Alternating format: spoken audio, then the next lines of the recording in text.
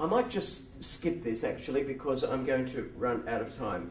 I want to talk about 3 children now. I want to introduce them to you. They are examples of these stories I've been telling. They're learners of these languages who embody, and I mean that literally, they bring into their bodies the aspirations of language revival movements. They represent the people who these movements want to succeed.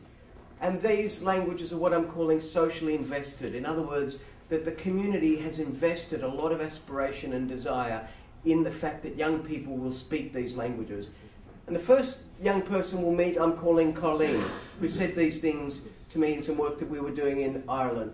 And for her, the inability to use Irish, as we'll see later, has got nothing to do with an absence of desire, nothing to do with an absence of understanding of what's involved. It's all to do with a problem of fluency, as we'll get to in a few minutes, because she can't find her personal language voice. And this is a great warning for language teachers and how we teach and revive languages, by allowing learners to find themselves within the language system we teach them.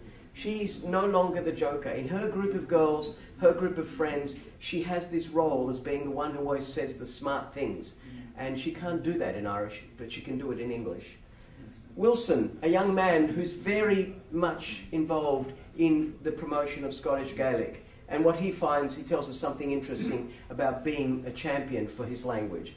And then Siva, a young Hindu boy in a Buddhist school in Sri Lanka, who finds rewards in a language in a surprising way.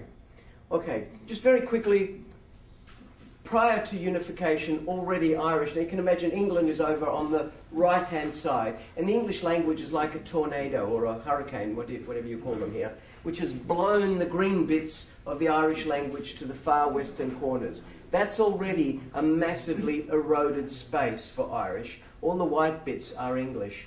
And then at the time of unification, or just after unification, this is what's left.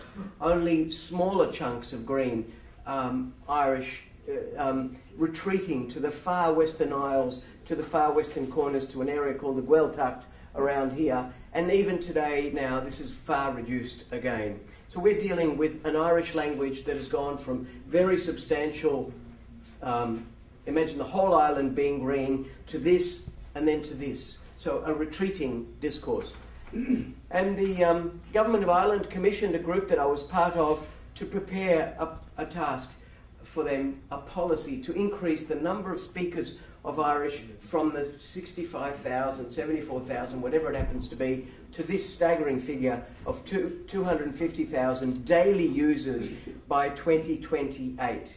Believe me, that's very hard. If you just look at normal demographic growth, the 74,000 by 2028 might be 90,000, optimistically.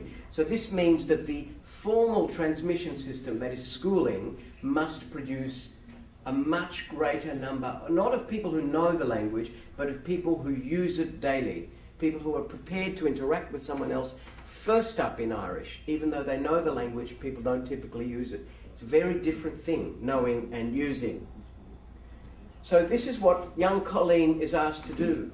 Then this is what I mean by socially invested. The entire society has invested hopes of its own cultural survival in what comes out of Colleen's mouth.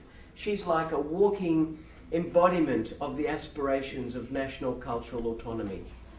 And the ability to speak Irish in the 1996 census is this 1.4 million. Projected to 2006, 1.66 million. That would be about now. But the number of daily speakers now is that. By 2028, at this normal demographic rate of growth, it would only be 87,279. So this is unlikely to work unless people like Colleen come down to it. No number of linguists are ever going to solve this problem. It's only going to be people like Colleen. And this is this is only a tiny amount of what happens. Just read this. It says, this is in response to the question about her shifting to the use of English when she goes to an all-Irish school, believes in the teaching of Irish, believes in Irish. She says, well, you know, I don't really want to say it, but, you know, well, I love the Irish, meaning I love the Irish language, okay? And I mean, I know I am, meaning I know I am Irish, so her identity is located within Irishness and being Irish, and all that. And I do use it a lot. So this is someone who's really struggling internally with the fact that she knows she's not really living up to what she herself sets up as her own standard. Like camps and stuff, and school. So the language for her exists in these formal institutions. But sometimes when it's all of us, and that's a very revealing remark, when it's all of us who would normally be just using Irish, and we're talking about music and stuff, like the word for a joke, or how to slag someone, meaning, I don't know if that translates into American English, it's repartee, how to have a fast one-liner, maybe, something like that, or how to slag someone.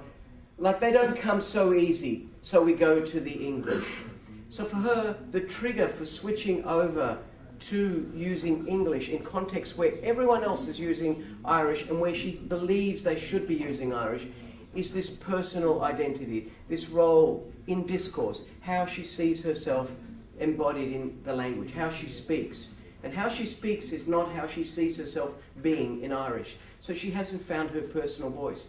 So we have achieved proficiency. She knows the Irish language, but it's this problem of simply feeling alien inside the language when it's spoken. That's an extraordinary problem, I think, and it's a problem that needs to be dealt with. Now we go to Scotland, and instead of green, we've got blue. And this is in 2001 under the census. The dark bits are the bits where Scottish Gaelic is still spoken in a certain proportion of the population. The overwhelming population centres, Glasgow is here, Edinburgh is here, Aberdeen is here, are on the east area. So in the remotest and least populated areas are the areas where people still speak Scottish Gaelic. The same kind of retreat that we saw in Ireland. And here we have the same kind of social investment in the language. This is a wonderful piece of prose by a report in 1999. In 1997, the Scottish Government formed the first parliament for 300 years since the union of the crowns between England and Scotland, the abolition of the Scottish crown. And they got their parliament back in 1997. And the first thing they did, the first thing that most new nations do, is to pass a language law. Remember, formal language planning. And in a report by Macpherson it says, Gaelic is the precious jewel in the heart and soul of Scotland. It's not constrained within strict boundaries. Well, I'm afraid I think it is actually. But it's not herded into tight corners. It actually looks like it is to me. Gaelic is national, European and international. It's fundamental to Scotland. It's not on the periphery or the fringes. It must be normalised. Its rights must be secured. This is like the clarion call of the revivalists, the desire for young people to aspire to this and become a Scottish Gaelic speaker. And it says, it is a foundation stone in building a new Scotland, an integral dynamic component of a self-assured community. You see the kind of ideology and pattern that's here, one of belonging. It's almost like moral pressure on young people, and it is in a way moral pressure. So post-devolution, that is in 1997, the first parliament in 300 years, it starts developing an explicit language policy. Children are being told that they're obligated to the ancient nation to recover its statehood, and that English has all these advantages, but Scottish Gaelic connects them to their past. And in 2007, they even elected the Scottish National Party, and they're now moving towards a referendum for independence in the country.